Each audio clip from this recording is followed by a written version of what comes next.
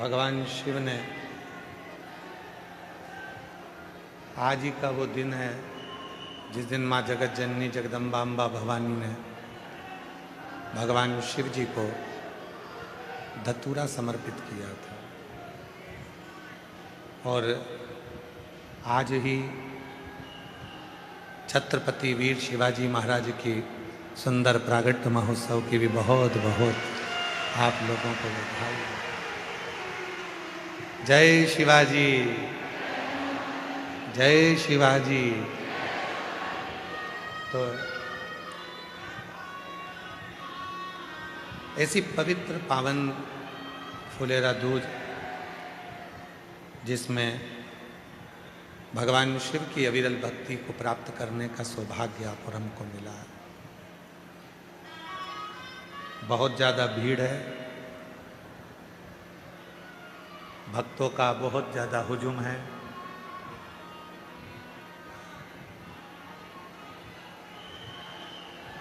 एक भक्ति और एक मुक्ति,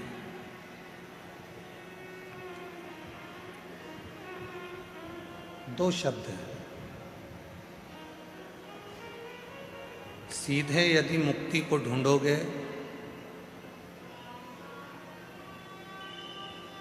तो प्राण छूट भी जाएंगे, मर भी जाओगे, चले भी जाओगे, प्राण चले भी जाएंगे। फिर वापिस पुनः जन्म लेना पड़ेगा। रोज जैसे सेट करते हो वैसा कर दो।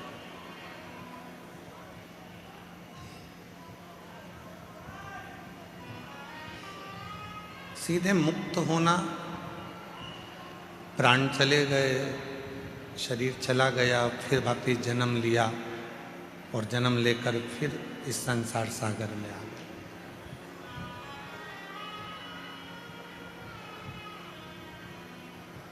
पुनरपि जननम और पुनरपि मरणम के जो प्रपंच है,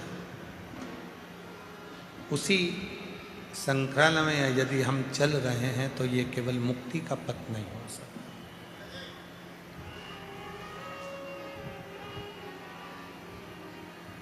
शिव महापुराण की कथा कहती है, जब व्यक्ति के जीवन में भक्ति बढ़ती है, भक्ति का प्रवेश होता है और वो भक्ति इतनी अविरल हो जाती है, इतनी अविरल हो जाती है, तो परमात्मा को तुम्हें वापस भेजना नहीं होता। परमात्मा आपको जब लेकर जाता है तो अपनी शरणागति में उसको रख लेता है, फिर वापस नहीं भेजता। बस भक्ति को बढ़ाना है, भक्ति को बढ़ा लो। ये चल रहे हैं ये वाले, जितना भक्ति बढ़ेगी उतना सुख पाओ।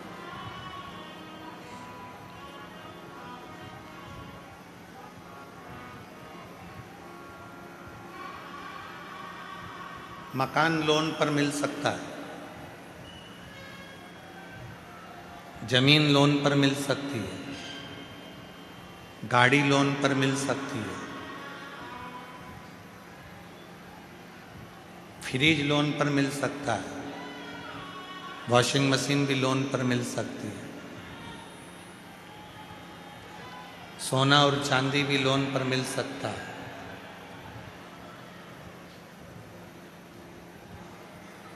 गाड़ी लोन पर मिल जाएगी, जमीन लोन पर मिल जाएगी, प्रॉपर्टी लोन पर मिल जाएगी, बंगला लोन पर मिल जाएगा, सब कुछ लोन पर मिल सकता है। पर एक भक्ति और दूसरी मुक्ति, ये कभी लोन पर नहीं मिलती। ये दोनों लोन पर नहीं मिलेगी, ना भक्ति लोन पर मिलेगी, ना मुक्ति लोन पर मिलेगी। दोनों में लोन नहीं मिल सकता। अपने को खुद स्वयं के प्रबलता से, स्वयं के भाव से भक्ति को प्रकट करना। और मैंने तेरे ही भरोसे बाबा, तेरे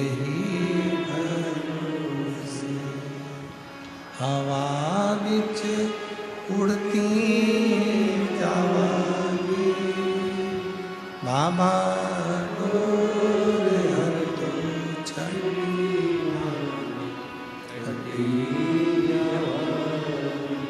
भोले मैं तेरी कदम, शंभू मैं तेरी कदम, हवा उड़नी जवानी बाबा गोरे हर तो कटी। एक भक्ति दूसरी मुक्ति, ये कभी लोन पर नहीं मिलती, कभी लोन पर नहीं मिलेगी। आपको स्वयं धारण करना हो, आपको स्वयं अपने भीतर उतारना हो, और इतनी शिव की भक्ति कर लो, इतनी शिव की भक्ति कर लो कि मुक्ति मांगना ही नहीं पड़े और परमात्मा मुक्त कर, इतनी भक्ति।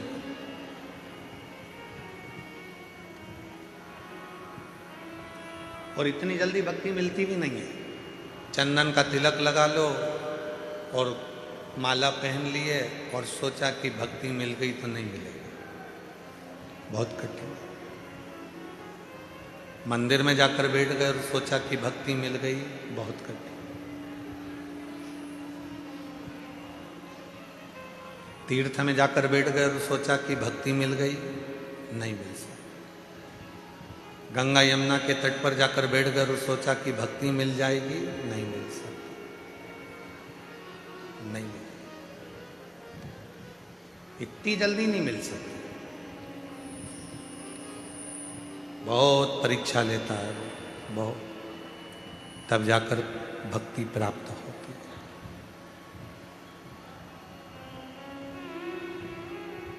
मेरी माताओं, मेरी जीजियों, मेरे जीजाओं, मेरी बेटियों, मेरे बेटाओं, मेरे बुजुर्ग माँ बाप, माता पिता, आपसे एक बात पूछें, जितनी भी मेरी माताएं बैठी हैं, मेरी जीजियाँ बैठी हैं, जीजाओं से तो इस प्रश्न को हम नहीं कर सकते, क्योंकि हो सकता है कोई कोई जीजा इसका उत्तर भी दे सकते हैं, पर प्रश्न है मेरी जीजियों से। नमकीन घर में जब भी तुम तलते हो या नमकीन घर में बनाते हो, तो उसको तेज आंच में बनाते हो। गैस की आंच कैसी रखते हो? तेज। अग्नि कैसी रखते हो? तेज। और जब मीठा कुछ बनाते हो तो गुलाब जामुन बना रहे हो, हलवा सेकना है, सीरा बनाना है, मीठी थुली बनाना है,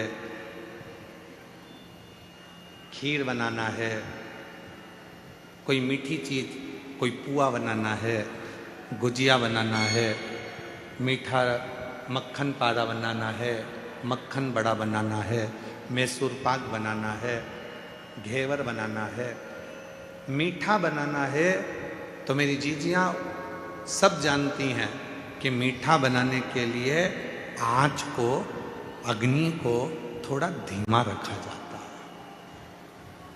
बोलो सही है कि गलत है? नमकीन बनाना है तो आँच को तेज करना पड़ेगा, और नमकीन बनाना है तो आँच को तेज कर कर तला निकाला। भजिया तेज आँच में, नमकीन तेज आँच में, पोहा तलना है तेज आँच में, चने की दाल तेज आँच में, जितना नमकीन बना रहे हो उसको तेज आँच में बनाना पड़ेगा। पर मीठा, गुलाब जामुन, मक्खन पाड़ा, मैसूर पाक, बेसन चक्की, हलवा, सीरा, खीर, जो भी बनाना है उसको धीमी आंच में बनाना पड़ेगा,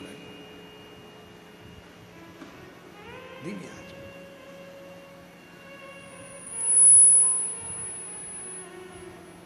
बस भक्ति भी वो मीठा है जिसको धीरे धीरे धीरे धीरे, जैसे आटे को सेको धीरे धीरे, सुगंध आने लगती है आटे के सिकने की, उसके बाद फिर वो हलवा तैयार हो जाता है, सीरा तैयार हो जाता है। गुलाब जामुन को भी धीमी आंच में सेके जाओ, उसमें स्वाद और कलर अपने आप बदल जाता है। गुजिये को धीमी आंच में सेके जाओ, उसका कलर और आनंद सुगंध अपने आप आना चालू हो जाती है। उसी तरह अपने आप को मिठाई समझो और भक्ति के आनंदमय भावों में इसको सेकना प्रारंभ करो। धीरे धीरे धीरे धीरे जब भक्ति करते जाओगे तो इसका कलर भी चेंज होगा, स्वाद भी चेंज होगा और सुगंध भी चेंज होगा।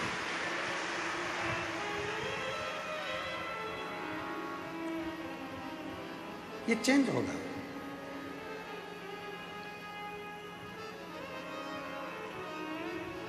भक्ति वो मिठास है जो धीरे धीरे प्रवेश करती है।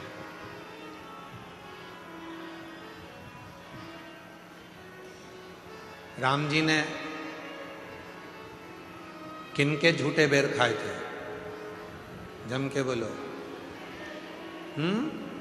शबरी। किनके घर गए थे? शबरी के घर। राम जी किनके घर गए थे? शबरी के घर। ये दुनिया के लोगों ने कहा कि राम जी शबरी के घर पर गए थे, पर सही मायने में अगर रामचरितमानस को पढ़ोगे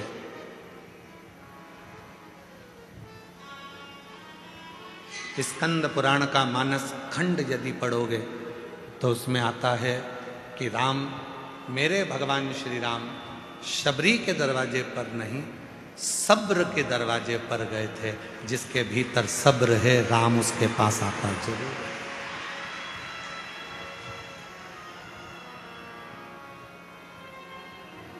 स्कंद पुराण का मानस खंड कहता है, गीता प्रेस गोरखपुर की स्कंद पुराण लेकर आओ, उसका मानस खंड पढ़ो।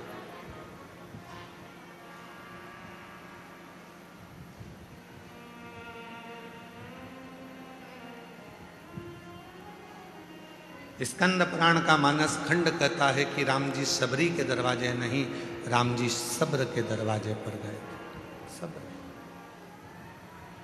जिसके भीतर सब्र है,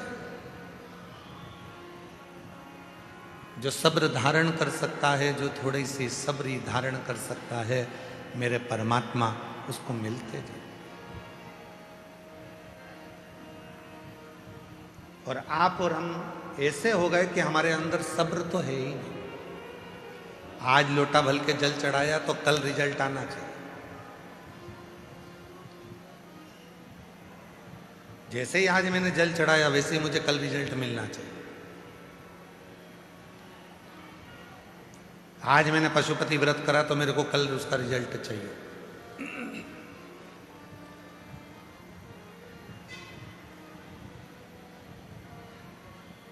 आज मैंने धतूरा चढ़ाया तो मुझे उसका रिजल्ट कल चाहिए। सब्र नहीं है। मेरी जीजियों, मेरे जीजाओं, मेरी बेटियों, बेटाओं, मेरे बुजुर्ग माता पिता, ध्यान देना, सबरी मैया ने कितना सब्र धारण कर कर रखा होगा कि मातंग बाबा कह कर गए हैं कि राम आएंगे, राम आएंगे। कितना सब्र धारण करा है, कितना सब्र।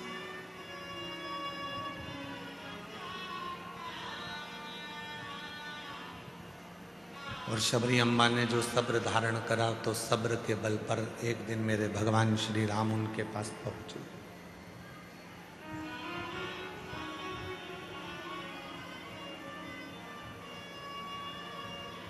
रोज झाड़ू लगाती थी, रोज रंगोली डालती थी, फूलों की सेज बिछाती थी, रोज प्रतिदिन भगवान का इंतजार करती थी, रोज।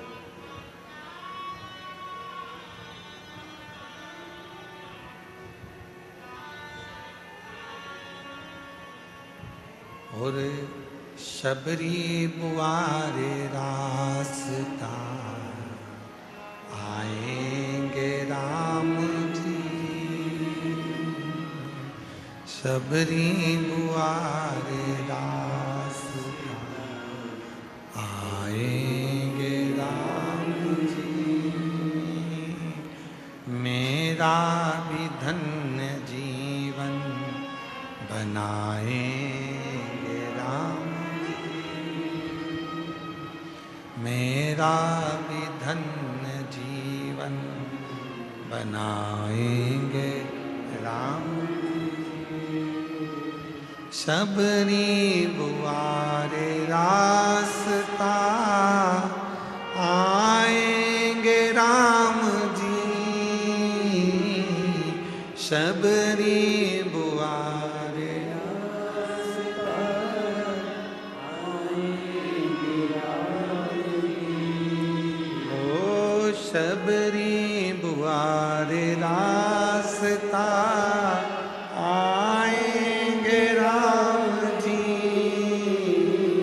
शबरी बुआरे रास्ता आएंगे राम जी। शबरी बुआरे रास्ता आएंगे राम जी। शबरी बुआरे रास्ता आएंगे राम जी। मेरा भी धन्य जीवन बनाएंगे राम जी। मेरा भी धन्य जीवन बनाएंगे राम। शबरी रोज बुआरी लगाती है, शबरी रोज झाड़ू लगाती है, शबरी रोज बुआरी काट रही है। प्रतिदिन झाड़ू लगा रही है, प्रतिदिन बुआरी काट रही है। रोज सेज बिछा रही है, रोज परमात्मा को बुलाने का इंतजार कर रही है। सब्र रखो, थोड़ा सा सब्र। पशुपति व्रत करा, थोड़ा सब्र रखो। शिव जी पे एक लोटा जल चढ़ाते हो रोज, थोड़ा सब्र रखो। आज फुलेरा दूज पे बाबा को धतूरा चढ़ाया है, थोड़ा सब्र रखो, इंतजार करो। एक बच्चे को भी जन्म लेने में 9 महीने लगते हैं और तुम पशुपति व्रत करके सोचती हो कि बस अब भी हो जाए मेरा काम, अब भी। लोटा भर के जल चढ़ाने से तुम सोचती हो कि मेरा काम बस कल ही हो जाना चाहिए। एक बच्चा भी जन्म लेता है तो उसको 9 महीने लगते हैं। एक बीज को पृथ्वी में डालते हैं तो अंकुरित होने में 1 हफ्ता लग जाता है, 15 दिन लग जाते हैं, 1 महीना लग जाता है, 2 महीना लग जाता है। और तुम्हें तुरंत उसका फल चाहिए। तुरंत फल के चक्कर में तुम कहीं ना कहीं किसी ना किसी बाबा जोगी के चक्कर में पड़ जाओगे और आडंबर में फंस जाओगे और तुम्हारी जिंदगी बर्बाद कर लो।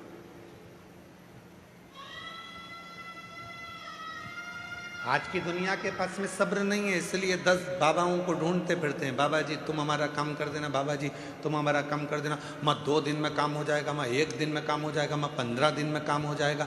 अगर ऐसा ही काम 2 दिन में 5 दिन में होता रहता तो बाबा खुद का काम कर लेता। सब्र रखना पड़ेगा। मैजिक नहीं है कि चुटकी बजाई और काम हो गया। थोड़ा सा कुछ उठाकर फेंक दिया और तुम्हारा काम, ना ना ना, ये मैजिक नहीं। इंतजार करो, थोड़ा प्रतीक्षा करो, थोड़ी सब्र रखो। शिरडी साईं बाबा के दर्शन के लिए जाते हो तो वहां 2 चीजें लिखी रहती है, श्रद्धा, दूसरी सबूरी, सब्र। जितना सब्र रखोगे उतना उतना तुम्हारे जीवन को सुख प्राप्त हो। हम सब्र ही नहीं रख पा रहे। हमने बोला और हमारा काम होना चाहिए, हमने बोला ऐसा होना तो होना। शिव जी को जल चढ़ाया, हमारा काम होना तो होना। हमने भगवान से प्रार्थना करी, ऐसा होना तो होना। सब्र। आज धतूरा चढ़ाया तुम लोगों ने, सबने, पूरा भारत पूरा विश्व आज शिव जी को धतूरा चढ़ा रहा है और कई जगह पर धतूरे की कीमत 100 रुपए हो गई है।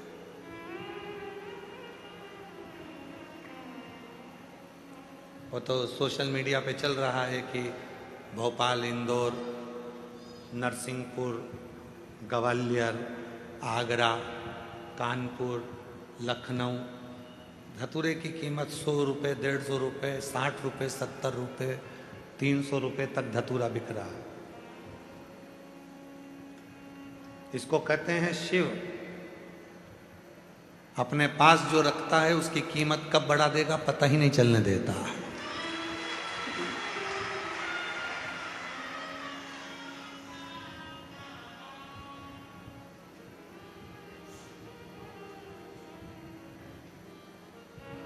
आज आप लोगों ने हल्दी लगाकर धतूरा चढ़ाया है, शिव जी को प्रार्थना करी है, निवेदन करा है, विनती करी है, विनय करा है, बाबा को अपने मन की बात कही है। थोड़ा इंतजार करना, थोड़ी प्रतीक्षा करना, थोड़ी प्रतीक्षा करना, थोड़ा इंतजार करना। इस धतूरे का फल आपको मिलेगा जरूर। बाबा खाली नहीं करेगा, भर कर भेजेगा।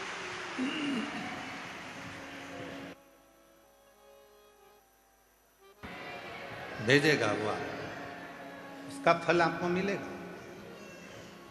एक लोटा जल चढ़ा रहे हो तो उसका भी फल आपको मिलेगा। पशुपति व्रत कर रहे हो तो उसका भी फल आपको मिलेगा।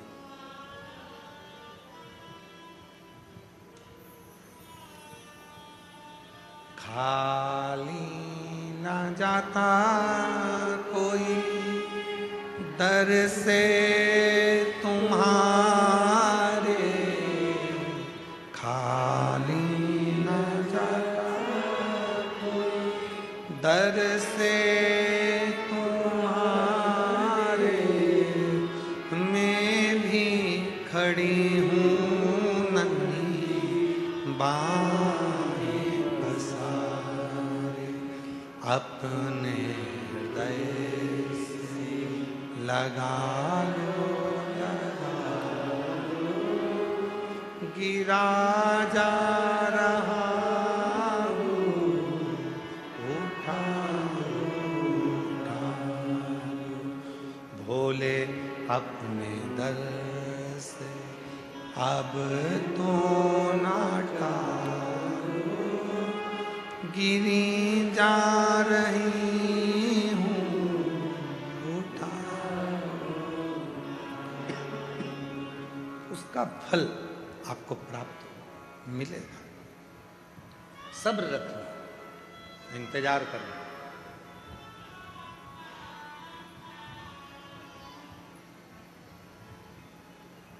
स्वयं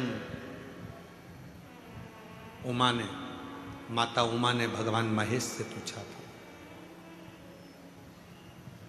जिन भगवान महेश की संतति में आज भी महेश्वरी समाज को माना जाता है, उन्हीं उमा महेश संवाद करते हैं।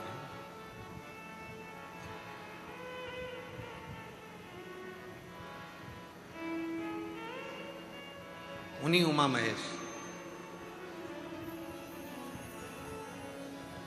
माता उमा ने महेश भगवान से पूछा, शिव जी से पूछा,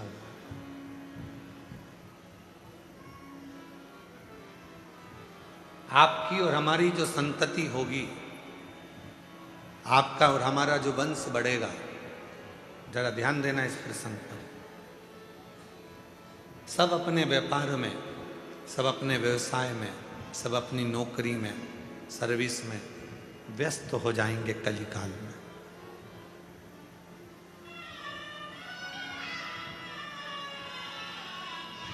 संसार का प्रत्येक मानव अपने अपने कार्य में लगा रहेगा, तब उस व्यक्ति वो अपने परिवार का भरण पोषण करेगा, अपने आप को संभालेगा, समाज को संभालेगा, घर को संभालेगा, कुटुंब को संभालेगा, परिवार को संभालेगा।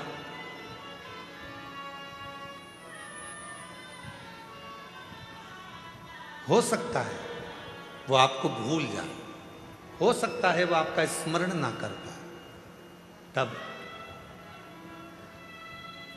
आप उस जीव को मुक्त कैसे करेंगे, उसके कार्य को सफलता कैसे देंगे, उसको फलित कैसे करेंगे। भगवान महेश ने मां उमा को जो कहा वो आपकी जिंदगी में उतार कर रखना।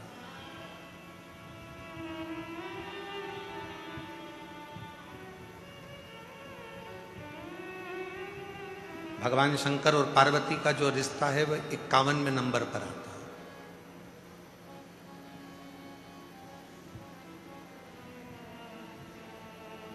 माता सती और शिव जी का जो विवाह है वो 49वें नंबर का है। 50वें नंबर में बीच में सती और पार्वती के बीच में एक भगवान शिव और माता पार्वती का, सती का प्रागट्य एक और हुआ है, जिसमें माता पार्वती जी कोयल बनी हैं और भगवान देवाधिदेव महादेव नीलकंठ बने हैं। ये बीच में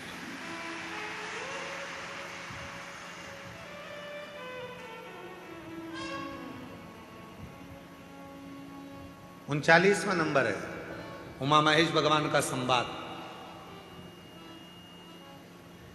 और उन संवादों में माता पार्वती जी ने पूछा कि जीव को मान लो तुम्हें भूल गया, तुम्हारा स्मरण नहीं कर पाया, तुम्हारा भजन नहीं कर पाया, तुम्हारे मंदिर तक भी नहीं पहुंच पाया, तुम्हें भूल गया, तुम्हारे मंदिर तक भी नहीं पहुंचा, तो उसकी गति कैसे होगी, उसकी मुक्ति, उसका कार्य सिद्ध कैसे होगा, उसको सफलता कैसे मिलेगी। तो जो भगवान महेश ने माँ उमा को कहा, संपूर्ण जगत के लोगों को याद रखना चाहिए।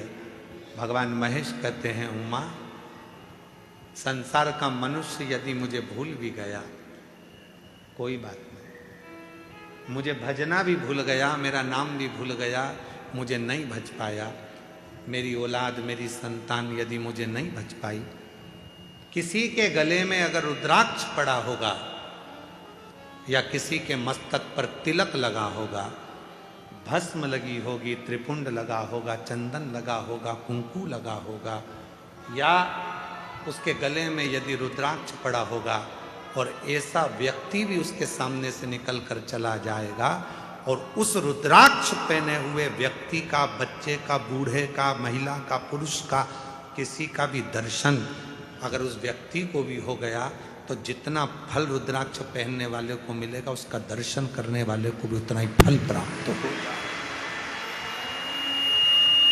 उतना ही फल प्राप्त हो जाए। एक रुद्राक्ष में कितना बल होता है जरा ध्यान करिएगा। एक रुद्राक्ष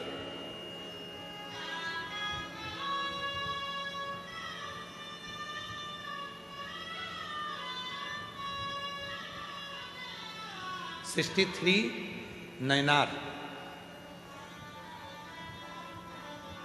63 शिव भक्त तमिल में हुए हैं। 63 उसमें से एक थे भक्तंगित प्रत, जिनका नाम था भक्तंगित प्रत। 63 भक्तों में से शंकर भगवान के 63 शिव भक्तों में से एक भक्त थे भक्तंगित प्रत।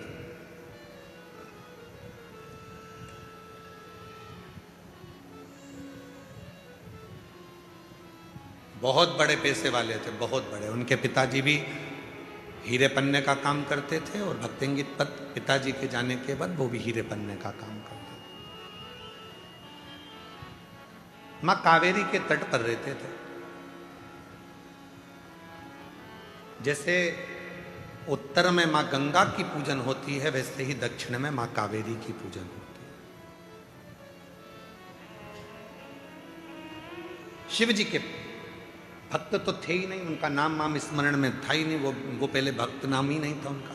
वो तो एक सेठ थे, धनिक सेठ, पैसे वाले, धनपति, करोड़पति। विदेश में उनका व्यापार होता था भक्तंगित प्रत का। खूब दौलत थी, खूब धन था, खूब वैभव था, कोई कमी नहीं थी। उन्होंने अपनी जिंदगी में शिवालय भी नहीं गए, पर एक नियम उन्होंने अपने जीवन में बनाया था, माँ कावेरी का स्नान करना, माँ कावेरी का दर्शन करना और माँ कावेरी के स्नान कर कर अपने घर आना और अपने व्यापार में लग जाना। अब जो लोग कहते हैं कि हमें दुकान से फुर्सत नहीं मिलती, हमें व्यापार से फुर्सत नहीं मिलती, हमें पढ़ाई से फुर्सत नहीं मिलती, हमें नौकरी से फुर्सत नहीं मिलती, उनके लिए सबसे अच्छी कथा है भक्तंगित व्रत की। 63 नयनारों में से, शिव संप्रदाय के सुंदर भक्तों में से, तमिल के 63 भक्तों में से एक भक्त है, एक भक्त भक्तंगित व्रत।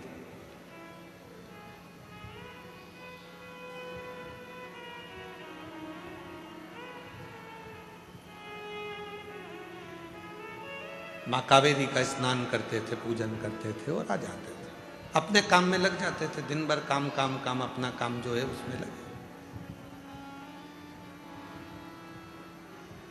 धर्म पत्नी के औलाद नहीं थी, संतान नहीं। सारी दुनिया के जितने भी वेद थे, डॉक्टर थे, सबको दिखाया गया, वेदों को दिखाया। अब पैसा की कमी तो थी नहीं, फिर भी उनके घर में औलाद का सुख नहीं आया भक्तंगित व्रत के। और जब भक्तंगित व्रत के घर में जब संतान नहीं हुई तो उन्होंने विचार कर लिया कि ये दौलत, ये हीरे, ये जवाहरात, ये धन, ये दौलत किस काम। अब व्यापार करूंगा पर मेरा व्यापार मैं नहीं संभालूंगा, मेरे नौकर संभालेंगे, सेवक संभालेंगे और अपन तो अपनी बस घर में आराम करेंगे। इसमें वही की वही कर देंगे। धर्म पत्नी का नाम था वसुमती। वसुमती ने एक दिन पूछा अपने स्वामी से कि तुम आजकल दुकान पर नहीं जाते, व्यापार नहीं करते, विदेश यात्रा नहीं कर रहे हो, हीरा जवाहरत बेचने के लिए नहीं जा रहे हो। भक्तंगित व्रत ने कहा कि मुझे अब जाने की जरूरत नहीं है, अब नहीं जाऊंगा। किसके लिए कमाऊंगा? जब औलाद ही नहीं है तो फिर कमाना क्या? अब नहीं जाऊंगा, अब नहीं जाऊंगा मैं, अब मुझे जाना ही नहीं। फिर भी धर्म पत्नी वसुमती ने उनको धीरे धीरे धीरे धीरे काम पर भेजा। एक दिन की बात थी। भगवान शिव करुणा कैसे करते हैं वो देखिए, कृपा कैसे करते हैं।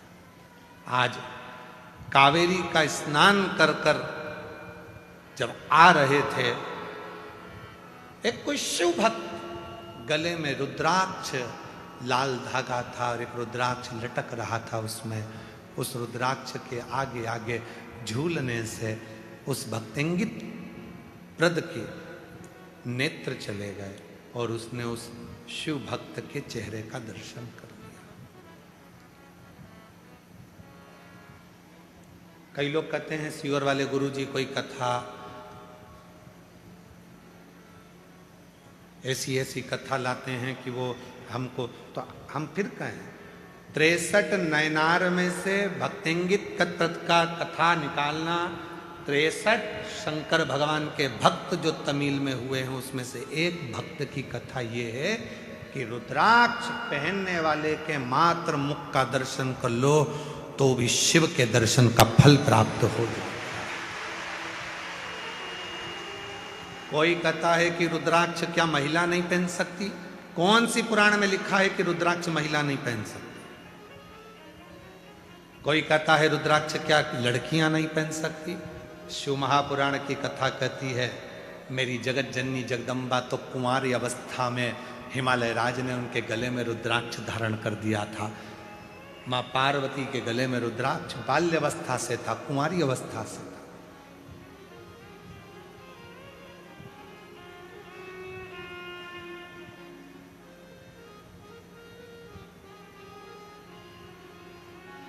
रुद्राक्ष जिसको तुम धारण कर, कोई व्यक्ति पे ना, यहाँ आते हैं कई भक्त जो बेलपत्री लेने के लिए आते हैं तो हम देखते हैं उनके गले में रुद्राक्ष, कोई भाई है, कोई बच्चे हैं, कोई माताएं, उनके गले में जब रुद्राक्ष दिखता है तो रुद्राक्ष जब जिसके गले में दिखता है तो हम उसके चेहरे का दर्शन जरूर करते हैं। क्यों? उसमें मेरा शिव बसा है, इसलिए वो रुद्राक्ष पहनकर यहाँ पर। और जिसके गले में रुद्राक्ष नहीं होता वो बाजू में खड़े होकर भी चिल्लाता रहता है बाबा जी बाबा जी बाबा जी, तो भी हम उसको देखते ही नहीं, से समझ जाता है। उसी तरह शिव का भक्त आपके गले में अगर रुद्राक्ष होगा तो आपका केवल उस गले का कंठ देखकर, आपका आव भाव देखकर समझ जाएगा कि इसने रुद्राक्ष धारण कर कर रखा है, तो दृष्टि चली जाए।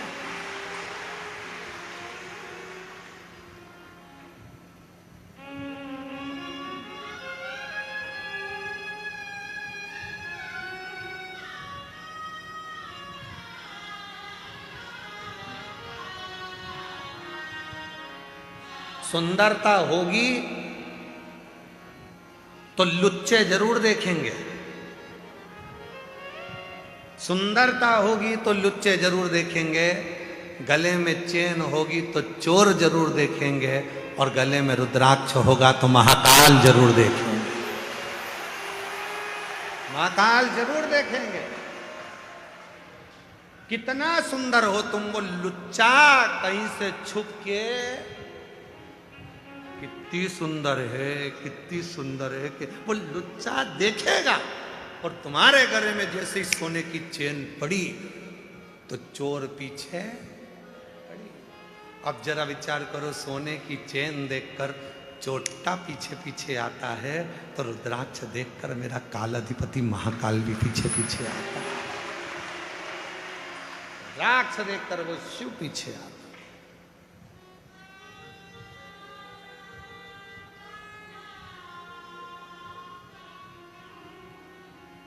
नैन लड़े त्रिपुरारी से मैं उनकी,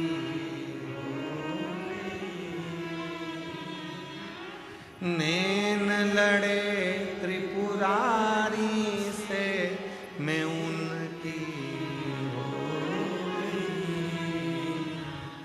मेरे नैनन बरसे नीर से सखी सीहोर जाऊंगी,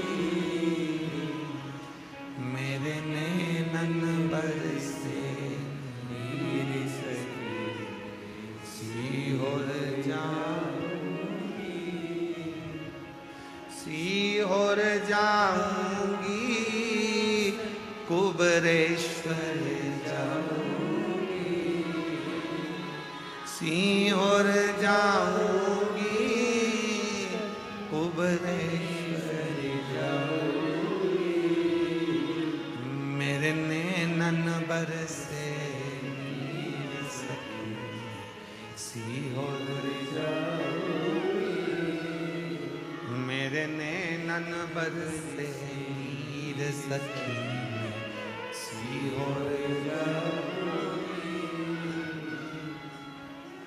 नैनों से अश्रु टपकता, अश्रु।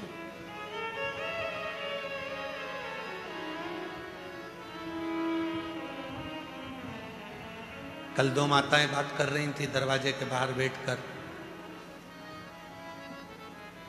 अंदर आवाज आ रही थी।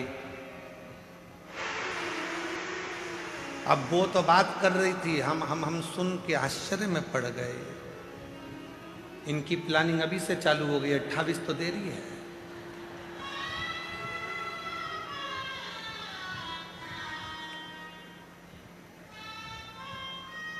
शिव को भजो, रुद्राक्ष यदि गले में है तो मेरा महाकाल मेरा शिव देखता है, शंकर देखता है। कोई परखैया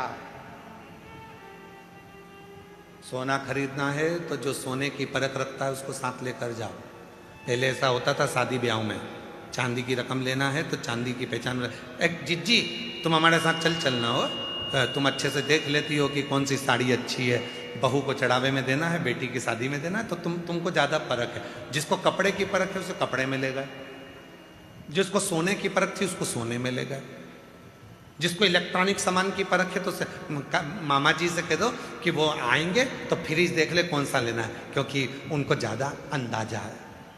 मामा जी फ्रिज देख रहा है, जिसको कपड़े का ज्ञान था वो कपड़ा देख रहा है, जिसको सोने का ज्ञान था उसको सोना देख। सोने की परख वाले को सोना लेने जाओ तो साथ ले जाओ, कपड़े की परख वाले को कपड़ा लेने जाओ तो साथ ले जाओ।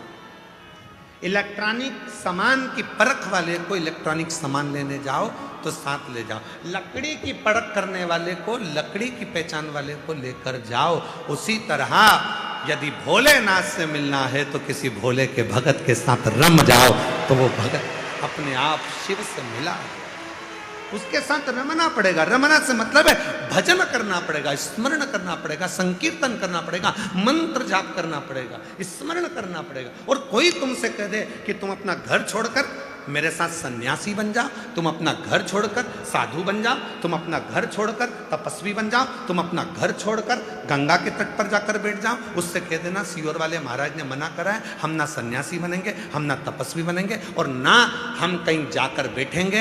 हम सीहोर वाला बाबा कहता है कहीं मत जाओ, अपने घर में रहो और उस परमात्मा को याद करते रहो, तुम्हारा घर ही तुम्हारा गंगा का तट बन जाए।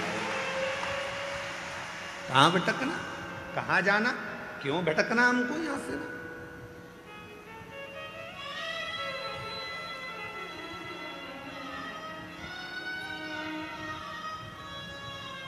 भटकन छोड़ो दो,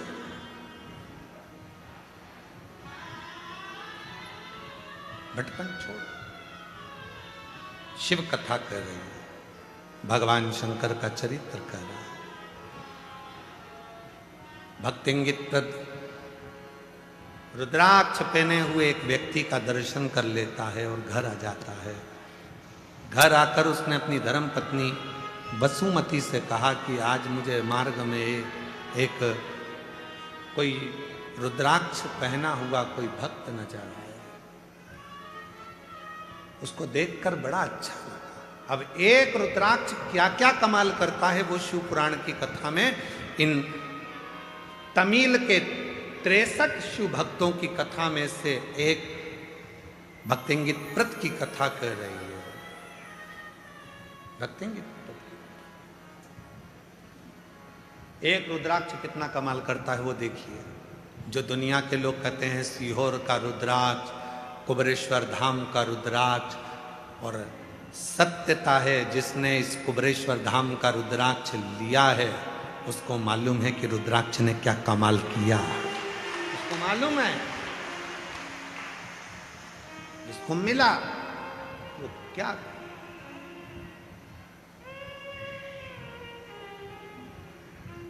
विचार किया। अब वो रुद्राक्ष ने अपना कमाल करना चालू करा। भक्तिंगित प्रत कभी शिव के मंदिर नहीं जाता था, कभी सत्संग में नहीं जाता था। उस रुद्राक्ष के पहने हुए व्यक्ति का मुख का दर्शन करा और फिर भक्तिंगित प्रत दूसरे दिन कावेरी का स्नान कर कर आ रहे थे। कानों में सूचना मिली कि पास में कोई संत प्रवचन दे रहा। पहुंच और रुद्राक्ष खींच लाया। जहां पहुंचे वहां पर एक त्रिपुंड लगाया हुआ सन्यासी संत, गले में रुद्राक्ष की माला पहना हुआ, शिव महापुराण की कथा कर रहा था। भक्तिंगित प्रत वहीं बैठ गए और बैठकर कथा को सुनते रहे। मन लग गया। एक रुद्राक्ष ने उसको एक ऋषि के पास भेज दिया, ऋषि ने उसको कथा सुनाकर शिव के पास भेज दिया। अब तो भक्तिंगित प्रत घर पहुंचा तो अपनी धर्म पत्नी से बोला, कल से तू भी कथा में चल। धर्म पत्नी भी स्नान करती है, पूजन करती है, कावेरी का स्नान कर कर संत के प्रवचन में शिव पुराण सुनने के लिए बैठ जाती है।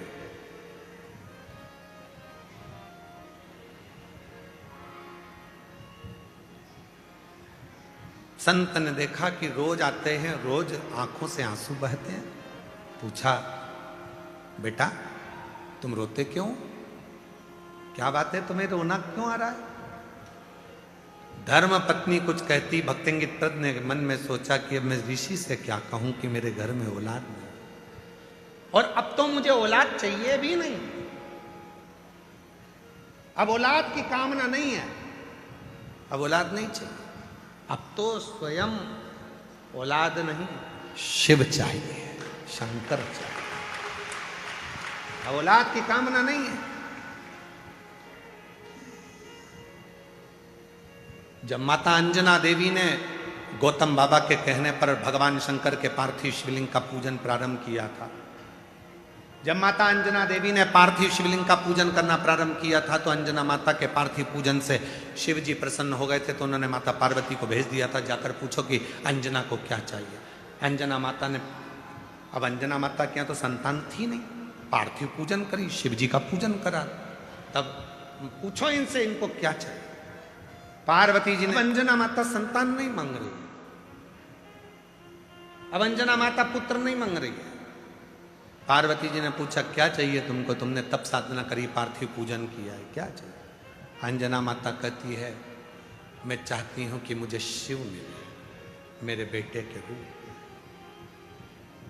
मेरे घर में शंकर भगवान प्रकट हो। पार्वती जी ने शिव जी से कहा तो शिव जी ने कहा बड़ा मुश्किल है, मेरे अंश अंश अंश अंश अंश अंश अंश अंश 1000 गुना अंश को भगवान शिव कहते हैं जब प्रकट करा जाए तब एक अंश मैं अंजना माता के गर्भ से प्रकट कर सकता हूं।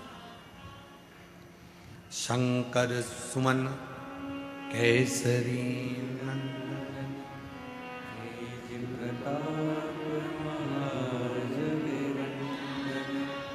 विद्यावान गुणियति चारु राम काज कहिले को एक अंश प्रकट कर सकता। अंजना माता ने तो जिद कर ली थी कि मुझे शिव प्रकट हो मेरे गर्भ से। शिव जी समझाए, बोलो उनको नहीं हो सकता, बोलो।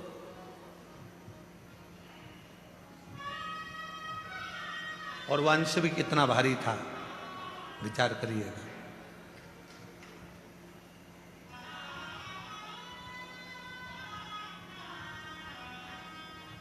जब कई लोग कह देते हैं ना कि हमारे शरीर में शंकर जी आ रहे हैं, तो मन तो करता है कि इनको विष का कटोरा दे दो।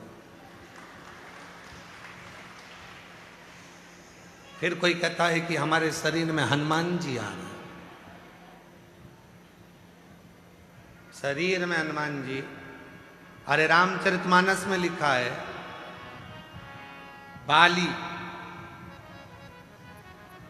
और सुग्रीव की कथा। बाली को वर था, जो तेरे सामने युद्ध करने के लिए आएगा उसका आधा बल तेरे शरीर में आ जाएगा। बोलो सही है कि गलत है? आधा बल उसका तेरे शरीर में आएगा। ये बाली को वचन था, वर था।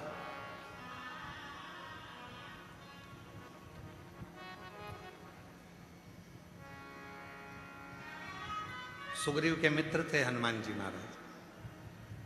सुग्रीव चाहता तो हनुमान जी को भेज देता, हनुमान जी से बोला भी था, हनुमान जी नहीं गए। हनुमान जी ने कहा मैं चले गया और मुझे इसने देख लिया तो मेरे शरीर का आधा बल इसको चले जाएगा, तो ये फट जाएगा बीच में से। आधा बल तो जाने तो, एक अंश बल मेरा चले गया तो शरीर ही नहीं रहेगा, नसें सब फट कर रक्त निकलने लगेगा।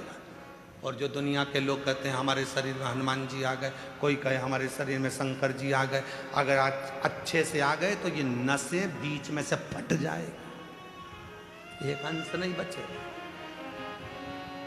इसलिए फालतू के चक्कर में पड़ो मती, एक लोटा जल सारी समस्या का हल।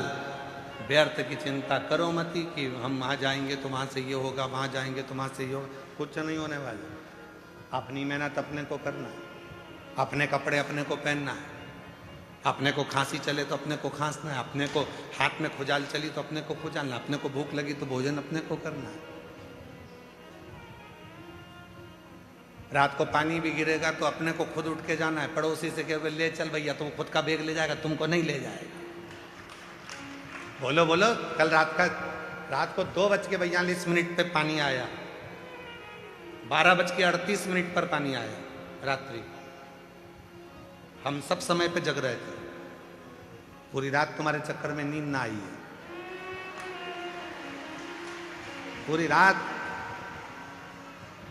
सीहोर में पानी था, अष्टा में पानी था, अमलाय तक पानी था, चौराहे पर पानी था, पर मेरे कुबेर भंडारी ने हाथ में झेल रखा था कि थोड़ा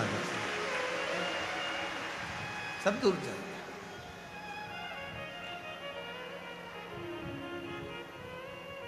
आया थोड़ा बहुत आया, तो हम सुन रहे थे, बेग, तुम्हारा बेग तुम्हें उठाना है, अपना बोझा अपने को ही उठाना, इसलिए सामान उतना लेके आओ कुबरेश्वर धाम पे जितनी तुम्हारी जरूरत हो। अब लेके ढेर सारा आ गई, ले जाना भी उतने, और ऊपर बच्चा था तो बाजार में घूम के दे जरा, एक फोटो दे दो, एक गुच्छा दे दो, बंदरवाल दे दो, सामान इतना इकट्ठा, और ऊपर से जितने भी भक्त आए तो कोई ने टॉफी बांटी, कोई ने बिस्कुट बांटा, और तुम बेग में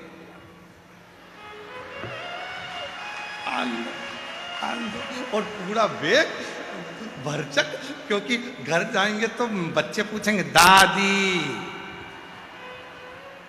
क्या लाई, ले टॉफी, ले बिस्कुट।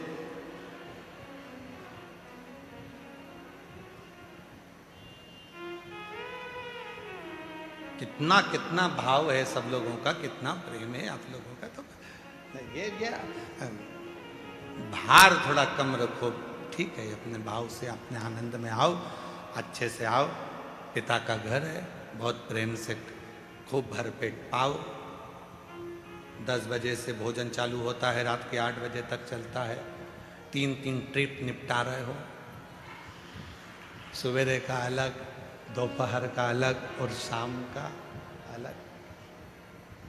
5 रुपए की एक पानी की बोतल मिल जाती है, 1 लीटर की। पेटी पास में लग के बैठे हो, साड़ी डाल के।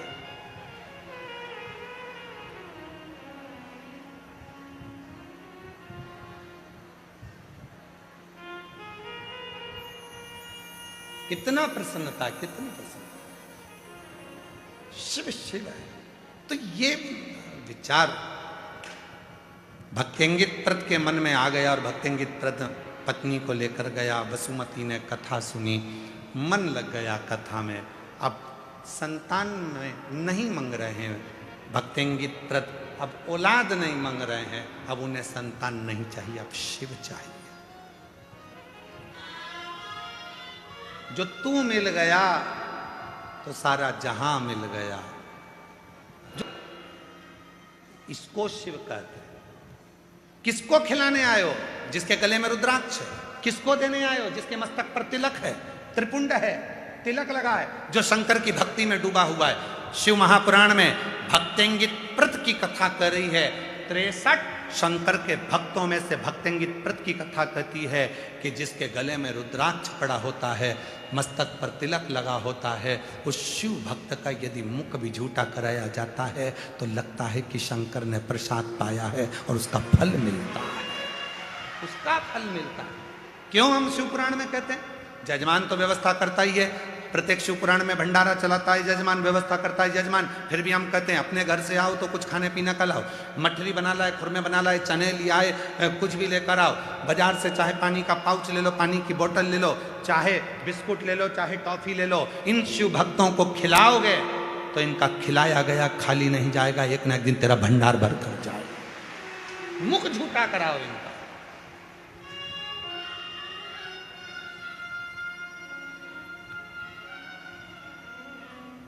वो खाली नहीं जाने देता।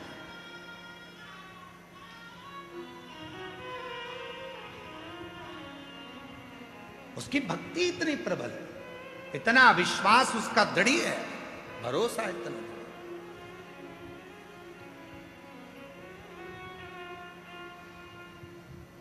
उसके आश्रित होकर कुछ मत कर।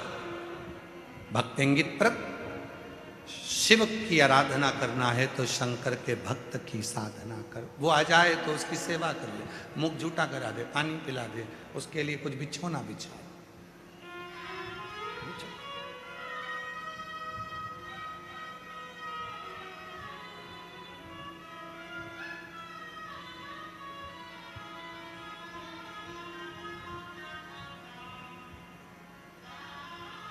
ठीक है, उसी में लग गया, आराधना में, साधना में, भक्तों की सेवा में।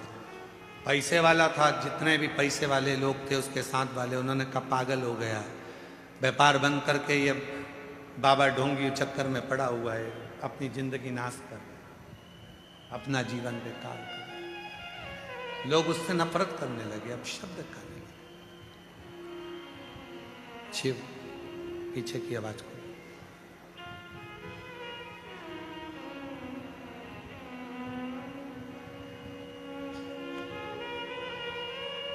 और धीमा बजाओ भोलानाथ डमरू धीमा बजाओ, धीमा बजाओ भोलानाथ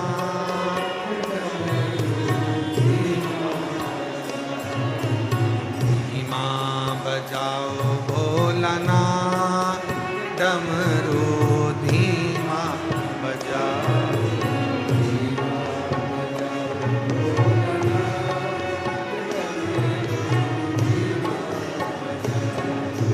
डमरू की धुन सुन के ब्रह्मा जी आए, डमरू की धुन सुन के ब्रह्मा जी आए, ब्रह्मा जी आए संग विष्णु जी को लाए,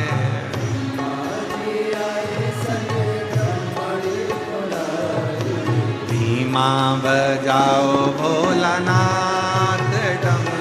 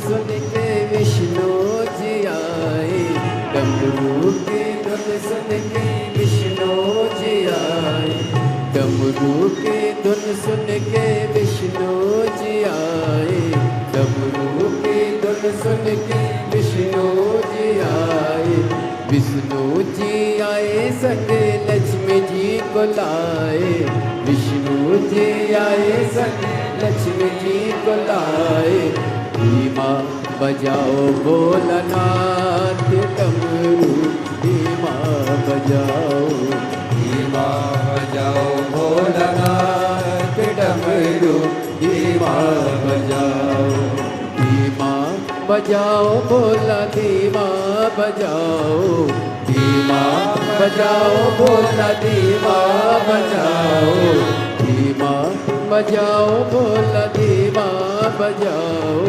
धीमा बजाओ भोला धीमा बजाओ, धीमा बजाओ भोलानाथ डमरू धीमा बजाओ, धीमा बजाओ भोलानाथ डमरू धीमा बजाओ।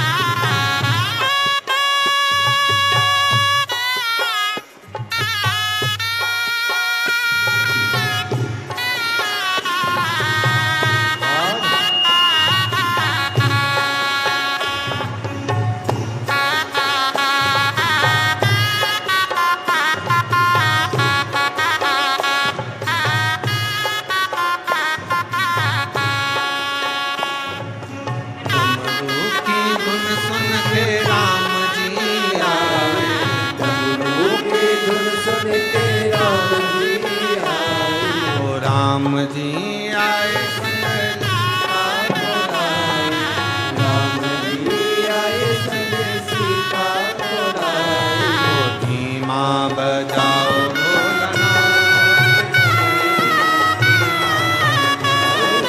हमारे बीच में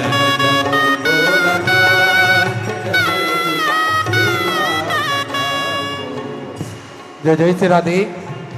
ये हम सभी का परम सौभाग्य है, हमारे बीच में ब्रज की पावन भूमि से पधारे परम सत्य पूज्य देवकी नंदन ठाकुर जी महाराज हमारे बीच में पधारे। एक बार जोरदार ताली बजाकर स्वागत करें।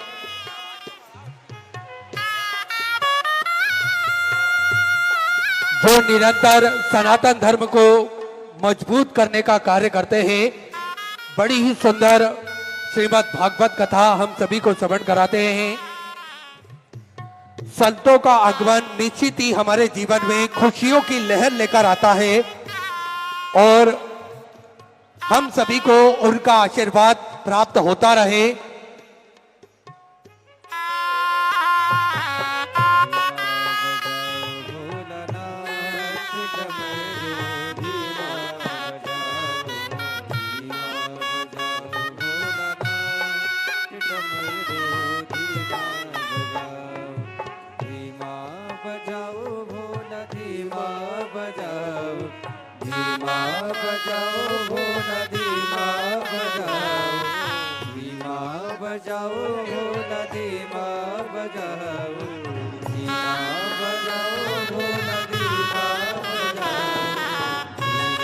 हमारे बीच में मध्य प्रदेश शासन के मंत्री महोदय श्री करण सिंह वर्मा जी यहाँ पधारे हैं, जिनका विधानसभा क्षेत्र भी यहाँ लगता है। एक बार जोरदार ताली बजाकर स्वागत करें।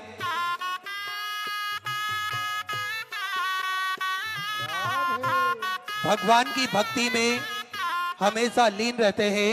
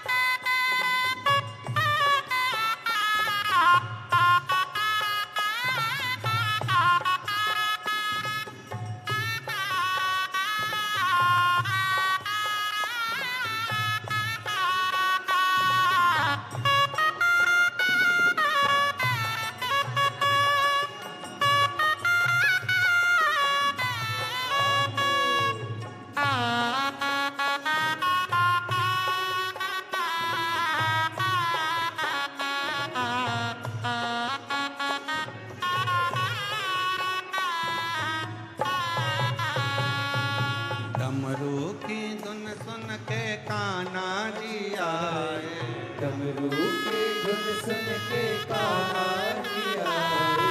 कान्हा जी आए संग राधा जी को लाए, कान्हा जी आए संग राधा जी को लाए। वो धीमा बजाओ भोलानाथ, डमरू धीमा बजाओ, धीमा बजाओ भोलानाथ, डमरू धीमा बजाओ, धीमा बजाओ भोलानाथ, डमरू धीमा बजाओ, डमरू धीमा बजाओ, डमरू धीमा बजाओ, डमरू धीमा बजाओ, डमरू धीमा बजाओ, डमरू धीमा बजाओ, डमरू धीमा बजाओ, डमरू धीमा बजाओ, डमरू धीमा बजाओ, डमरू धीमा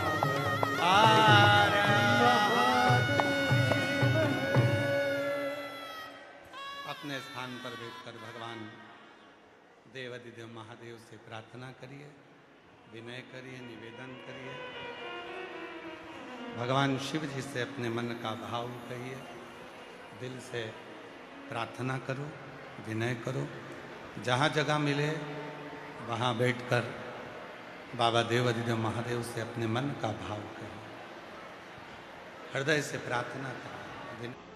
पीछे के 3 और पंडाल में जो बैठे हैं, साइडों में बैठे हैं, रोडों पर जो बैठे हैं, वो वहीं बैठकर बाबा से अपने मन का भाव कहें, प्रार्थना करें। साथ में बोलिएगा।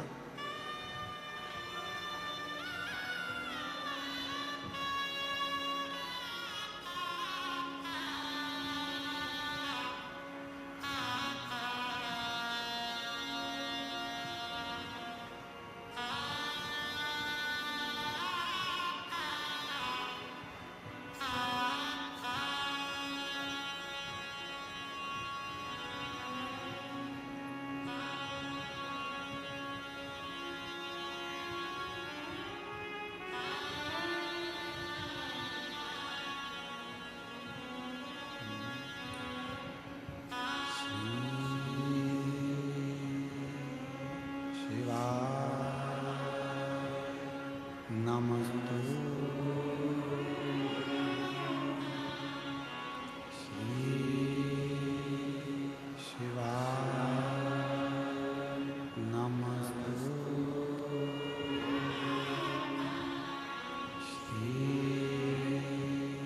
शिवाय, नमस्तु श्री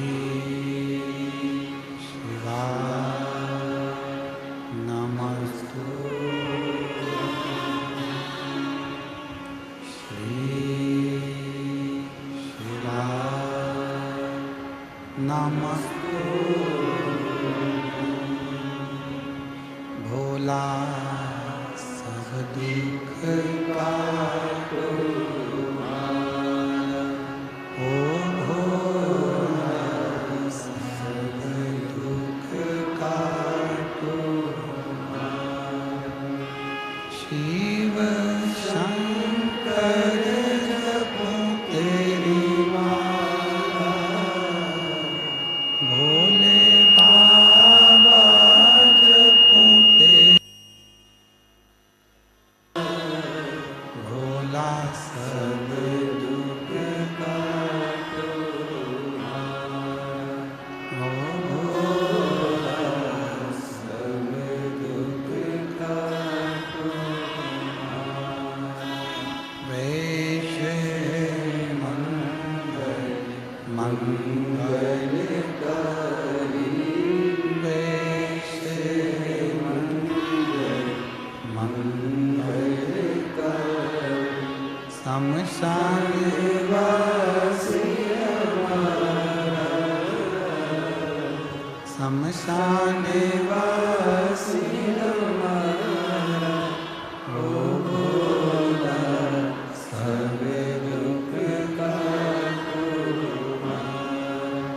ओ भोला सब दुख काटो।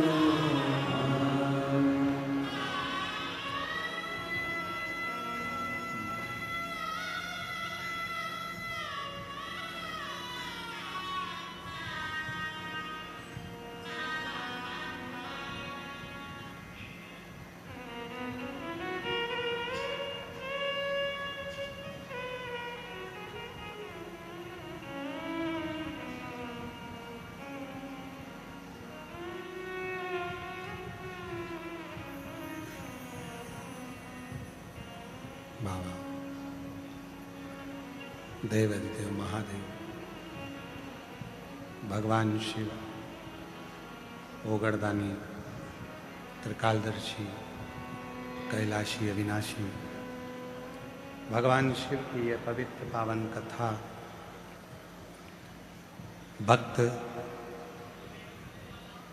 भक्तिंगित प्रत की ये पवित्र चरित्र चल रहा है। शिव कथा कह रही है, भगवान शंकर का पवित्र चरित्र कह रहा है।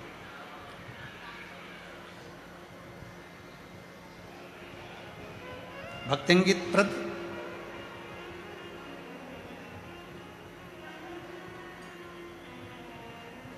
जिन्होंने त्रिपुंड लगाए हुए और गले में रुद्राक्ष पहने हुए उस शिव भक्त से पूछा कि मेरे जीवन में शिव कैसे मिलेंगे, भगवान शंकर कैसे मिलेंगे, शिव की प्राप्ति कैसे हो। और फिर निवेदन करेंगे कि जैसे माता अंजना ने माँ जगत जननी जगदम्बा पार्वती जी से माता अंजना स्वयं पूछती है। पार्वती जी ने पूछा कि अंजना माता से कि आपको क्या चाहिए। अंजना माता ने कहा मुझको चाहिए केवल शिव, केवल शिव और कुछ। बस यही आपकी जिंदगी में होना चाहिए, यही आपके जीवन में।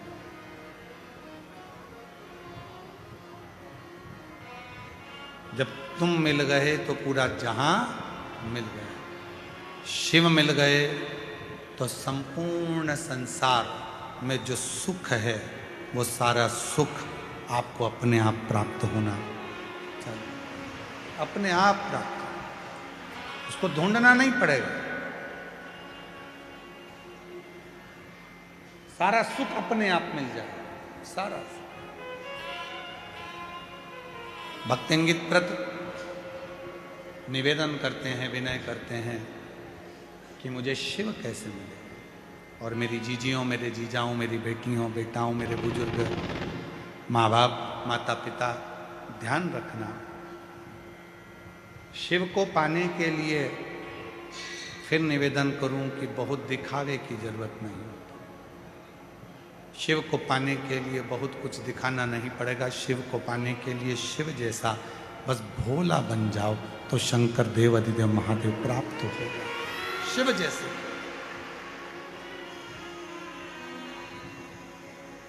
और जिस समय आपकी भक्ति, जिस समय पर आपका विश्वास दृढ़ होगा, शिव मिलने में देरी नहीं करेगा।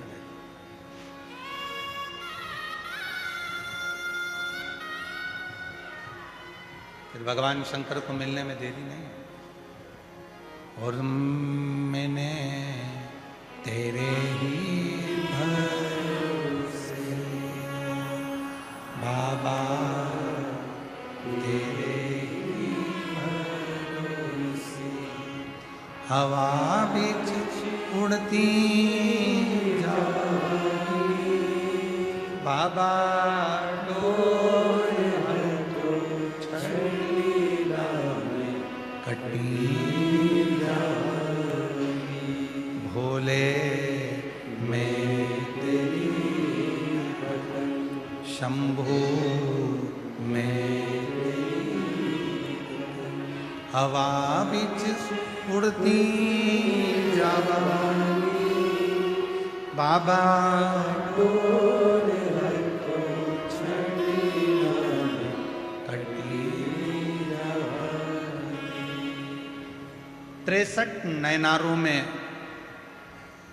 तमिल के 63 शिव भक्तों में भक्तिंगित प्रद की जो कथा है वो बड़ी विचित्र है। अब मुझे शिव चाहिए। इन 63 नयनारों में जो भक्तिंगित प्रद है वो कह रहे हैं कि मुझे अब कुछ नहीं चाहिए, मुझे शिव चाहिए। वसुमती कह रही है, धर्मपत्नी कह रही है कि उन्होंने कहा है कि जिसके गले में रुद्राक्ष पड़ा हुआ हो, मस्तक पर भस्म लगी हो, त्रिपुंड लगा हो, चंदन लगा हो, तिलक लगा हो, उसकी सेवा करो। सेवा आपसे भी निवेदन है, कोई शिव भक्त जिंदगी में अगर आपके सम्मुख में आए, में 63 शिव के भक्तों में से एक भक्त ऐसे हैं जिनके गले में रुद्राक्ष था, जिनके मस्तक पर भस्म थी, त्रिपुंड था, तिलक था, उनकी सेवा करी। और सेवा करी तो क्या हुआ, एक दिन सेवा का फल ये रहा कि भगवान शिव स्वयं परीक्षा लेने के लिए आ गए। और परीक्षा लेने के लिए आए तो कहा, दरवाजा बजाया, एक पथिक के रूप में और पथिक के रूप में दरवाजा बजाया तो धर्म पत्नी वसुमती निकल कर बाहर आई। वसुमती को देखा, बड़ी सुंदर थी। वसुमती ने शिव को देखा, शिव को पहचान नहीं पाई। शंकर भगवान उसको एक टकटकी ध्यान से देख रहे। अभी आपको कहा, जिसके गले में रुद्राक्ष होता है, मेरे महाकाल की दृष्टि उसके चेहरे पर पड़ती जरूर है। शिव जी ने ध्यान लगाकर देखा वसुमती को। वसुमती को लगा कि बाबा हो सकता है गलत भाव से देख रहे हो, तो अपने पति को आवाज लगा। भक्तिंगित प्रद आए, आवाज दिया, क्या चाहिए बाबा जी आपको? पथिक हूं, आया हूं, भोजन करना है। आओ बाबा, बैठो, भोजन कराए। पहचाना नहीं शिव है। बाबा भोजन तो कर लिया, बहुत धन दिया है मुझे मेरे भोलेनाथ ने, हीरे का काम है, रतन है, माणिक है मेरे पास में, अंबारियां हैं, विदेश में काम चलता है, दक्षिणा में क्या दूं, तुम बता दो। शिव जी ने कहा, पथिक ने कहा, दक्षिणा में अगर कुछ देना चाहता है, तेरी धर्म पत्नी दे दे मुझको। धर्म पत्नी? भक्तेंगित व्रत के ना नैनों में जल आया, ना वाणी में रुकावट आई। गुरु ने कहा था, कभी भी आ सकता है, परीक्षा ले सकता है, घबराना नहीं। ठीक है, मेरी धर्म पत्नी मैं आपको दे देता हूं। पथिक लेकर चले।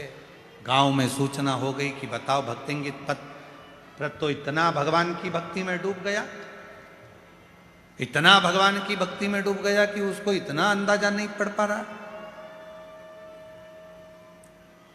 कि उसने अपनी धर्मपत्नी का ही दान दे दिया। तलवार ली गांव के लोगों ने, नगर के लोगों ने, परिवार के लोगों ने, और रोक लिया पथिक को, मारने के लिए आतुर हुए। इतने में आवाज लगाई, आवाज दी, ए भक्तिंगित व्रत, कंकर शंकर की आराधना करना, साधना करना, बाबा को अपने मन का भाव कहना, हृदय से प्रार्थना करना। मैंने तेरे ही भरोसे, उसके ऊपर आश्रित होकर, आश्रित हो, मेरे बाबा दया करना, मैं तेरे भरोसे, भोले बाबा दया करना, मैं तेरे भरोसे, ना घर के भरोसे, ना परिवार के भरोसे हो, ना घर के भरोसे, ना परिवार के भरोसे हो, भोले बाबा दया करना, मैं तेरे भरोसे हूँ, भोले बाबा दया करना, मैं तेरे भरोसे। उस पे आश्रित होकर उससे विनय करना, निवेदन करना। रात्रि के समय 3 शिवलिंग है, थोड़ा ध्यान दीजिएगा कथा में। जो बेटा बेटी कहते हैं कि मुझे सफलता नहीं मिल रही, जो दुनिया के लोग कहते हैं मैं असफल हो रहा हूं, मुझे सफलता नहीं मिल रही, 3 शिवलिंग का वर्णन किया गया। पहले नंबर पर है लाल मट्टी के शिवलिंग का। जब हम पार्थिव लिंग का निर्माण करते हैं, 12 महीने शिवरात्रि आती है। अगर आप दिन रात मेहनत कर रहे हैं, पूरा परिश्रम कर रहे हैं और सफलता नहीं मिल रही, तो लाल मिट्टी के शिवलिंग की पूजन किसी भी एक शिवरात्रि पर करें, उससे सफलता मिलती है। दूसरे नंबर पर मक्खन का शिवलिंग, ताजा ताजा माखन तैयार कर कर उसका शिवलिंग बनाकर उसकी आराधना। माखन के शिवलिंग की पूजन किसने करी थी? तो कोई आपसे पूछे तो कहना स्वयं इंद्र ने, स्वयं कुबेर ने, स्वयं माता लक्ष्मी ने, स्वयं माता लक्ष्मी, स्वयं कुबेर ने, स्वयं इंद्र ने माखन के शिवलिंग की आराधना कर, मक्खन के शिवलिंग की साधना कर, शिवलिंग का निर्माण कर कर, उसका पूजन कर कर, उसका विसर्जन। और तीसरे नंबर पर आता है बेलपत्र चंदन के शिवलिंग का पूजन। जब शरीर में कोई बड़ी बीमारी आ जाती है, डॉक्टर ने कह दिया कि शरीर में गठान आ गई है और वो गठान गल नहीं रही। डॉक्टर शंकर का एक रूप होते हैं। शिव महापुराण में डॉक्टर को शिव कहा गया। डॉक्टर को दिखाओ, जांच कराओ, दवाइयां बोले तो दवाइयां खाओ, जांचे बोले तो जांचे कराओ। साथ में डॉक्टर अपना काम करे, तुम अपना काम करो। कहीं बेलपत्री का यदि कोई पेड़ मान लो सूख गया और कोई पेड़ सूखा हुआ है, और वो सूखे हुए पेड़ की अगर कोई लकड़ी मिल जाए, उस लकड़ी को घिस घिस कर उसका चंदन इकट्ठा करो, चंदन से शिवलिंग का निर्माण करो। शिवलिंग का निर्माण कर कर उस शिवलिंग की पूजन आराधना करने के बाद एक पात्र के अंदर उसी चंदन के शिवलिंग का विसर्जन कर दो। विसर्जन करे हुए उस चंदन को अपनी नाभि से ऊपर के भाग में, मतलब वक्ष स्थल पर और ये मस्तक से पीछे के भाग में थोड़ा सा उस चंदन का लेपन करना प्रारंभ करो। कितनी भी गठान बढ़ गई हो, चाहे बच्चादानी में बड़ी हो, चेस्ट में बड़ी हो, चाहे ब्रेन ट्यूमर हो गया हो, धीरे धीरे वो गठान गलना प्रारंभ हो जाती है और वो गठान पूरी समाप्त हो जाती है। बेलपत्र का शिवलिंग, मक्खन का शिवलिंग और लाल मट्टी का शिवलिंग, ये दोनों शिवलिंग, तीनों शिवलिंग प्रखर हो करेगा। शिव महापुराण की कथा कहती है, कोई लड़का कोई लड़की 24 साल 25 साल 30 साल 26 साल 28 साल 35 साल 42 साल का भी हो गया, शादी नहीं हो रही, विवाह नहीं हो रहा, संबंध नहीं आ रहे, एक काम करना प्रारंभ कर दो। कोई व्यक्ति एक दुकान खोलता है, बंद करता है, दूसरी दुकान खोलता है, बंद करता है, बार बार माल भरता है, उसको सफलता ही नहीं मिलती। बहुत प्रयास कर लिया, सफलता नहीं मिल रही है। दुकान बदल बदल कर देख लिया, काम बदल बदल कर देख लिया, आखिरी में वहीं की वहीं शून्य पर आकर खड़ा हो जाता है। कोई व्यक्ति मकान को बनाने का सोचता है, बनता ही नहीं है, बहुत प्रयास करता है। तो उसके लिए कहा गया, मंगलवार के दिन, यदि मंगलवार के दिन चतुर्थी तिथि पड़े और उस दिन भगवान शंकर को एक लाल चंदन का चावल का दाना और एक सफेद चावल का दाना, एक लाल पुष्प, एक सफेद पुष्प और 2 लोटा जल शिवजी को एक साथ यदि समर्पित किया जाए, अंगारेश्वर महादेव का नाम लेकर केवल 2 या 3, और यदि आप लोगों कहें कि गुरुजी आप कहां से बोल रहे हैं तो फिर निवेदन करेंगे, स्कंद पुराण का अवंती का खंड, गीता प्रेस गोरखपुर की स्कंद पुराण लाओ, पृष्ठ संख्या 721 में लिखा हुआ है, मंगलवार के दिन चतुर्थी पढ़ने पर जो शिव जी को 3, 5 या 7 मंगलवार, चतुर्थी का संगम यदि मंगलवार के दिन हो और यदि शिव जी को लाल चावल, सफेद चावल, लाल पुष्प, श्वेत पुष्प और 2 लोटा जल जब शिव को दोनों हाथों से समर्पित करता है तो उसका मंगल अपने आप सुख देना प्रारंभ कर देता है। उसका कार्य सफल होता ही है, उसका कार्य सफल होगा, उसको फल प्राप्त होगा, उसको फल मिलने लगे। लोग कहते गुरुजी 35 साल की हो गई शादी नहीं हो रही, 25 साल की हो गई शादी नहीं हो रहा, संबंध नहीं आ रहा। मंगलवार के दिन चतुर्थी पड़े, उस दिन एक लाल चंदन का चावल, एक दाना चावल का, एक दाना सफेद चावल का और एक लाल चावल का दाना लेकर जाओ, 2 पुष्प लेकर जाओ, 2 लोटे जल लेकर जाओ, शिव जी को पहले चावल समर्पित करो, पुष्प समर्पित करो, फिर धीरे धीरे दोनों लोटे से जल से उसको चढ़ाना प्रारंभ करें। शिव को अर्घ बड़े भाव से जब जल चढ़ाएंगे, 2-3 मंगलवार, यदि चतुर्थी जुड़े हुए मंगलवार में, मतलब मंगलवार की चतुर्थी पढ़ना चाहिए, चतुर्थी के दिन मंगलवार पढ़ना चाहिए, जो जुड़े हुए समय पर कर लेता है, बाबा देवाधिदेव महादेव की कृपा से ऐसा हो ही नहीं सकता कि उसका विवाह ना हो। विवाह होता जरूर है और कार्य में उन्नति जरूर होती, सफलता जरूर। जो महापुराण की जो कथा है,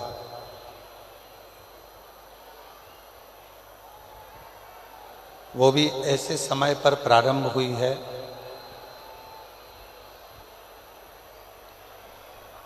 जिसको हमारे यहाँ भगवान शंकर की शिवरात्रि में नवरात्रि का रूप दिया गया।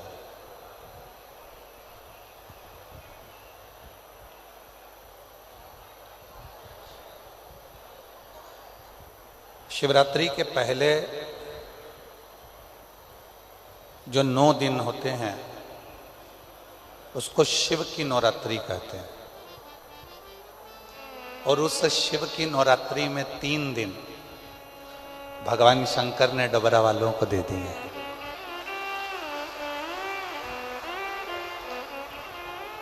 आवाज के लिए थोड़ा सा करो, आवाज नहीं आ रही।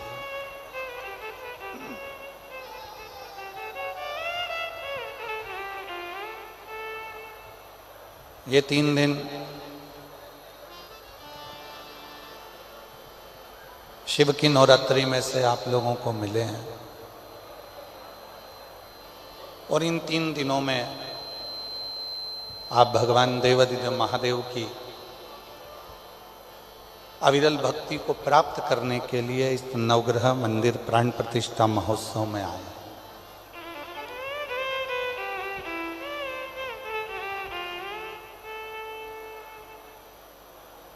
कितना कितना आप ग्रहण करते हैं,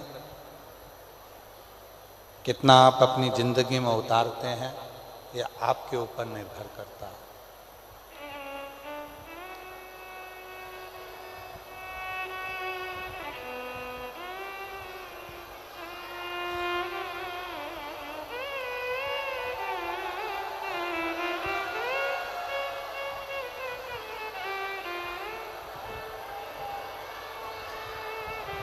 भगवान शिव ओगढ़दानी, त्रिकालदर्शी, कैलाशी, अविनाशी, भगवान शिव की कथा कहती है कि जितना विश्वास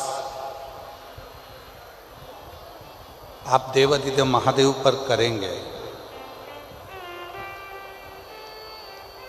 जितना भरोसा आप भगवान शिव पर करेंगे, उतना शिव आपकी तकलीफों को मिटाने के लिए, दुख को मिटाने के लिए आपके दरवाजे पर खड़े मिलेंगे।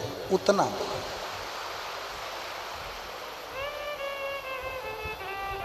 और तेरी कृपा बिना न हिले एक भी अणु, लेते हैं श्वास तेरी कृपा से तनु तनु। बखान क्या करूं मैं राखों के ढेर का, चपटी भभूत में खजाना कुबेर का। हे गंगाधार मुक्ति द्वार ओंकार तू, बोले ओंकार तू, आयो शरण तिहारी शंभु तार तार तू। शिव को बेलपत्र, शिव को जल, शिव को पुष्प, शिव को धतूरा, शंकर भगवान को ये सब कुछ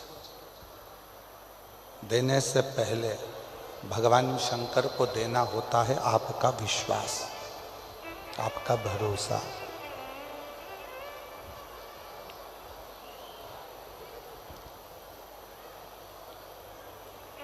हम बेलपत्र चढ़ा रहे हैं, हम धतूरा चढ़ा रहे हैं, हम जल चढ़ा रहे हैं, सब कुछ हमने भगवान शंकर को दिया।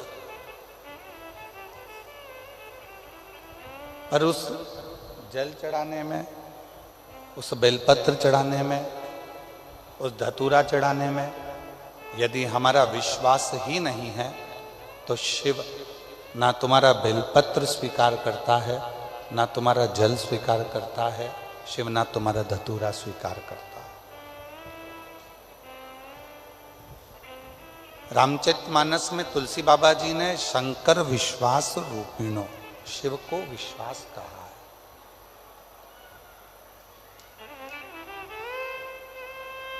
रामचरितमानस में तुलसी बाबा कहते हैं कि भगवान देवाधिदेव महादेव विश्वास का प्रतीक है।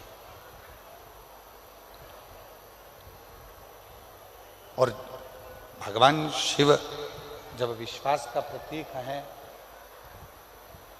भगवान शंकर जब विश्वास का प्रतीक हैं, तो उनको क्यों ना हम विश्वास दें, हम भरोसा दें, हम दृढ़ता दें।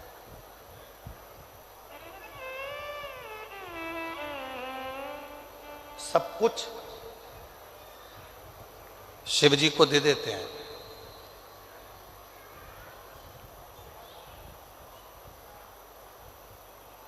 एक लाख सवा लाख बेलपत्र हम शंकर भगवान को चढ़ाएंगे, शिव जी खुश हो जाएंगे, भगवान शंकर प्रसन्न हो जाएंगे। हम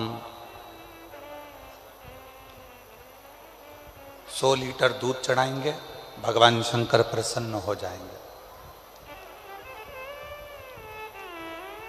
मैंने संकल्प लिया है कि भगवान शंकर को इतना दूंगी, शिव को प्रसन्न कर लूंगी, भगवान शंकर को प्रसन्न कर लूंगी।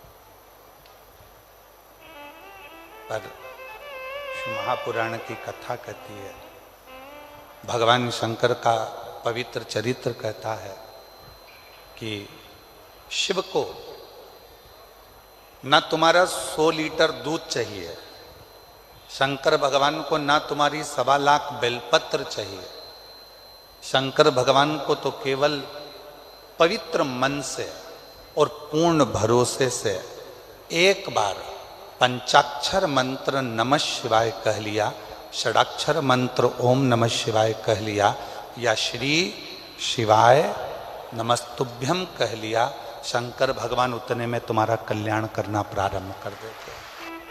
शिव उतने में स्वीकार कर लेते, भगवान शंकर उतने में स्वीकार कर लेते। शिव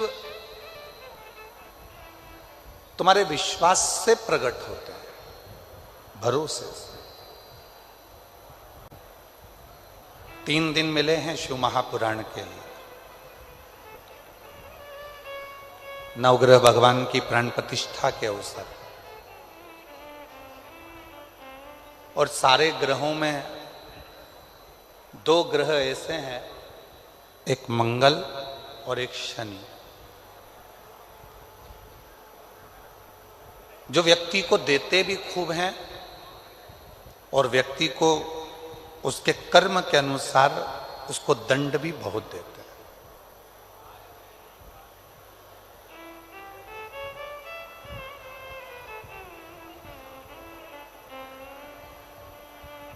जो नवग्रह भगवान का मंदिर यहाँ डबरा मध्य प्रदेश में बन रहा है, तैयार हो गया है, उसकी प्राण प्रतिष्ठा हो रही है।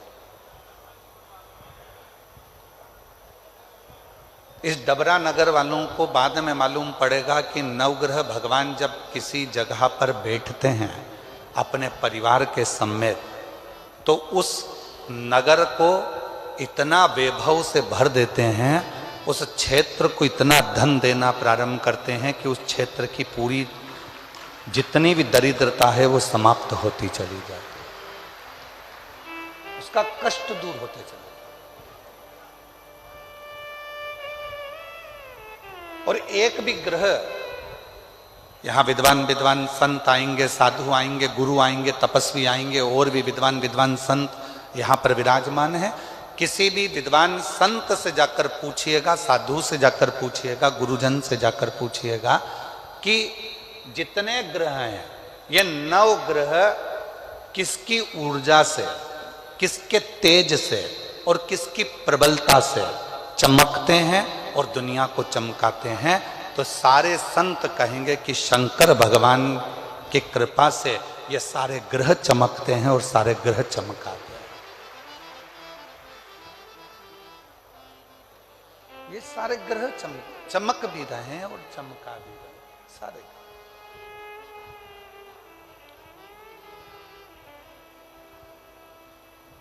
शनि भगवान को जब पांव में लचक आ गई, श्राप लग गया अपनी माता का, शिव की भक्ति करी, काशी में रह गई और शिव ने उनको स्वीकार कर लिया।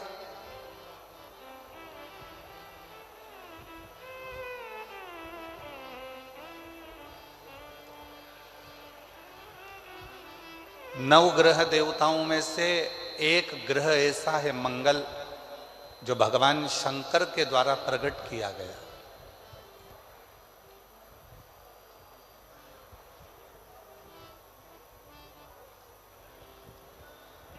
शिव के द्वारा जो प्रकट किया गया।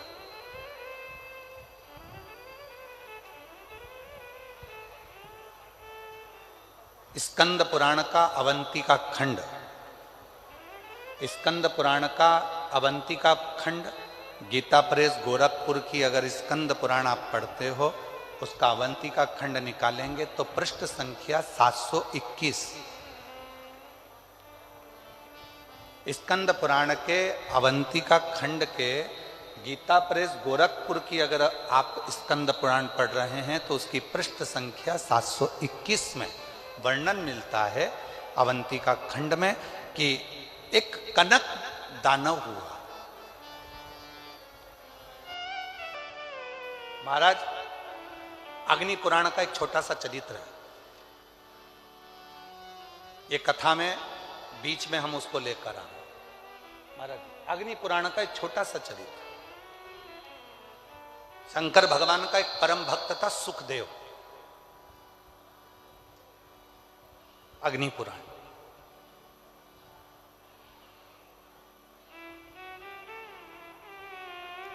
गीता प्रेस गोरखपुर की अग्नि पुराण 292 नंबर पृष्ठ का ये संवाद है महाराज। सुखदेव शिव का परम भक्त, भगवान शंकर का परम उपासक।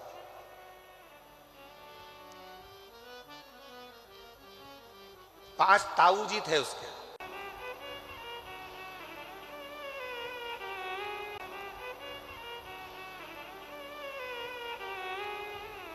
शिव की साधना सुखदेव कर रहा है। भगवान शंकर की साधना में सुखदेव लगा हुआ है। जरा कथा पर ध्यान देना, बहुत जीवन की सार्थकता सिद्ध करने वाली कथा है।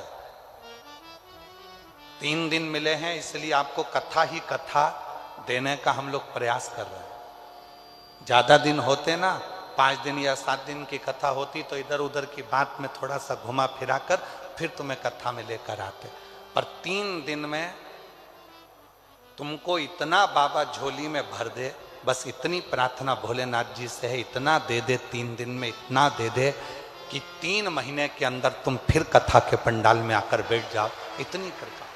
इसलिए कथा को ज्यादा प्रयास कर कर उस कथा को आपके बीच में लेकर सुखदेव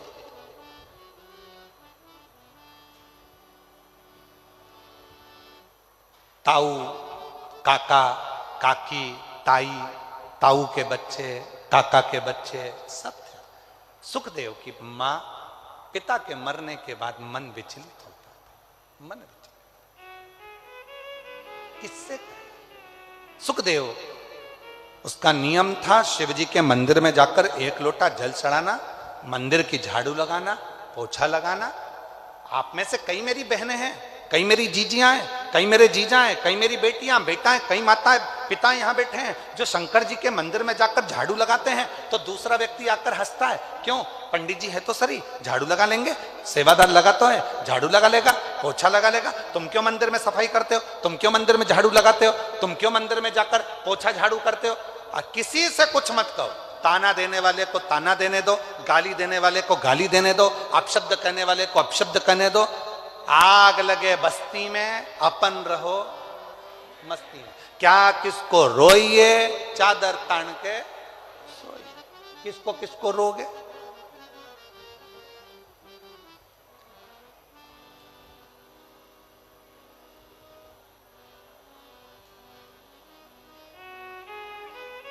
आप तो शिव भक्ति करो एक छोटे से बच्चे की तरह। बच्चों को देखा है आप लोगों ने?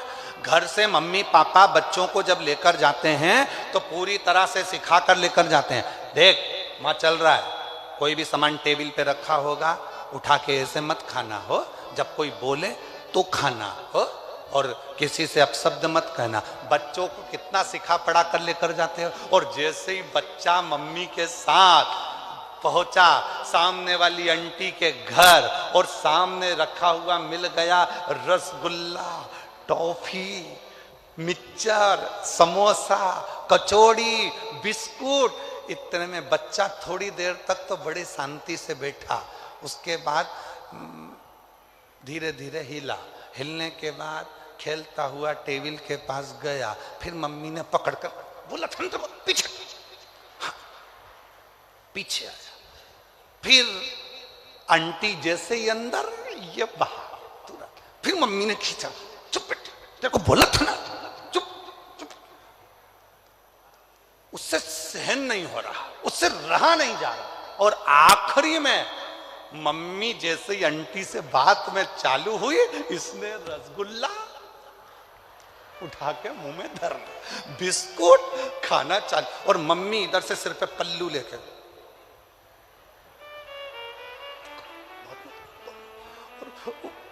अब तो मम्मी को भी नहीं देख रहा।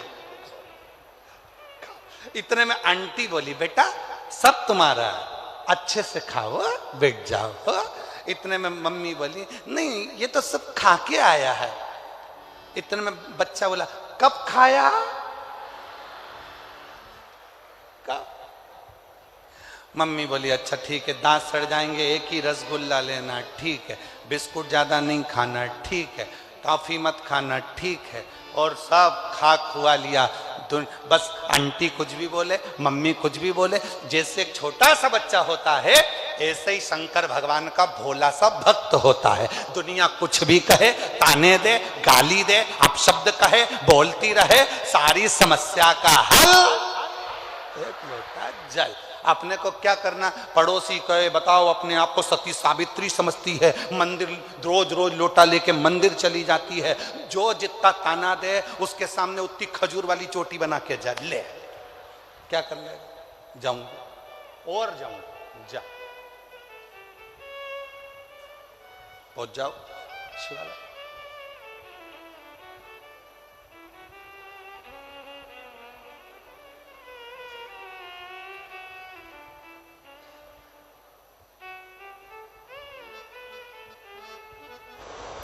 अग्नि पुराण का ये सुंदर संवाद कर रहा है सुखदेव का।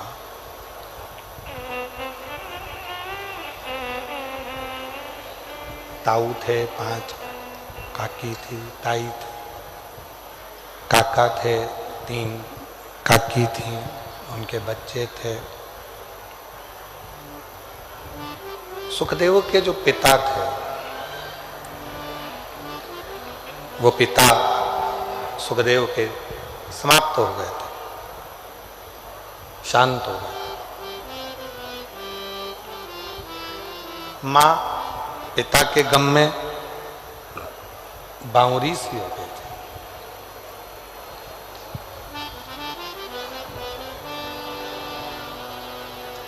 सुखदेव का नियम था कि शिवजी के मंदिर में जाकर झाड़ू लगाना, पोछा लगाना। दुनिया के लोग हंसते,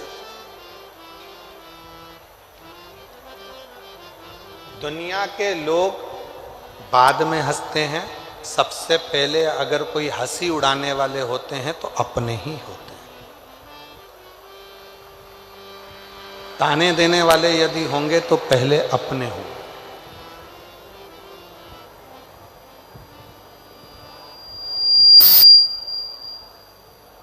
आप पर आक्षेप लगाने वाले होंगे तो अपने होंगे।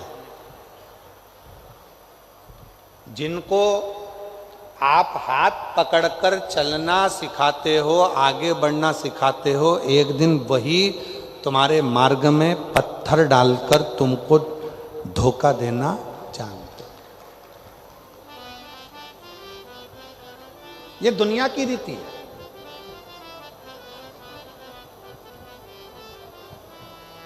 इसलिए शिव महापुराण की कथा कहती है, यदि भरोसा करना है किसी पर मत करो, भरोसा करना है तो केवल 3 पर करो।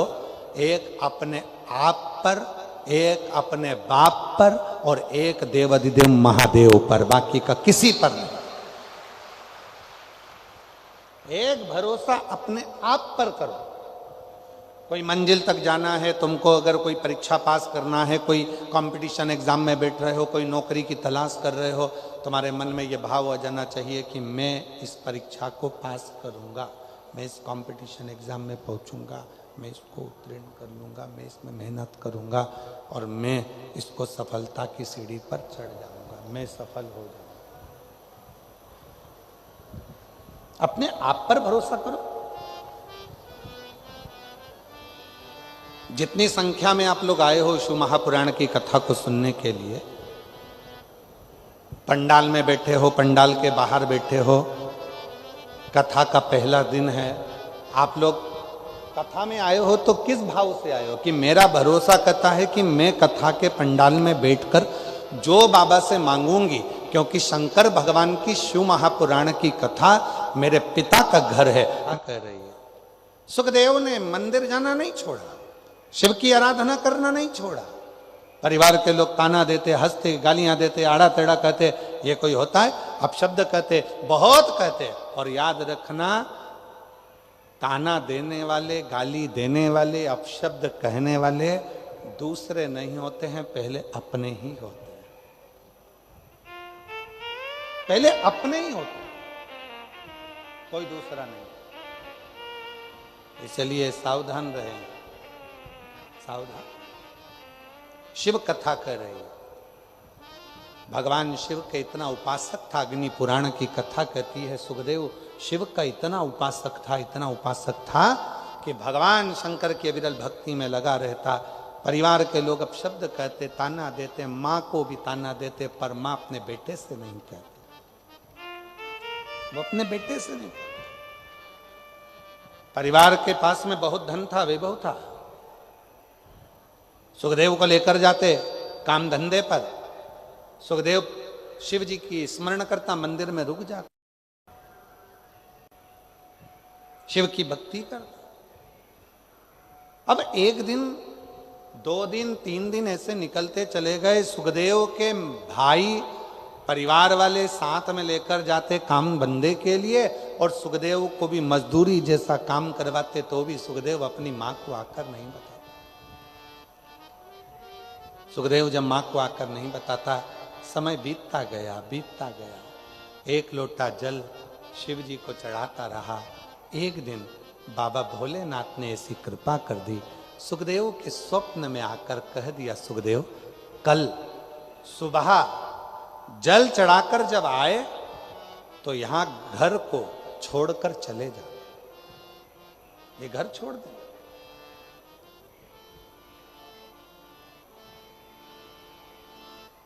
इस घर को छोड़ दे तू। सुखदेव घबरा गया। सुखदेव का नियम था शिव जी को जल चढ़ाकर उस जल को लेकर आकर अपने घर के लोगों को देना, पर घर का परिवार का कोई सदस्य उस जल को नहीं पीता था। सुखदेव वो जल ले जाकर मां को दे देता था, मां उस पात्र को लेकर रख देती थी। जल लेने के बाद जो जल बचता था, सुखदेव की मां आखिरी में उस जल को पी लेती थी, पात्र रखा रहता। समय बीतता गया। सुखदेव ने पूरे परिवार से कहा कि भोले बाबा ने रात्रि को स्वप्न में आकर कहा है कि ये मकान ध्वस्त हो जाएगा, ये घर टूट जाएगा, तुम सब छोड़कर चले जाओ। सारे परिवार वाले हंसने लगे, अरे तू तो बावरा है, तू तो पागल है, तू तो मूर्ख है, शंकर जी की भक्ति में लगा रहता है, काम धंधा कुछ सोचता नहीं है, दिन भर बस यही तेरे मन में होता है। परिवार के लोगों ने माना नहीं, पर मां ने स्वीकार कर लिया।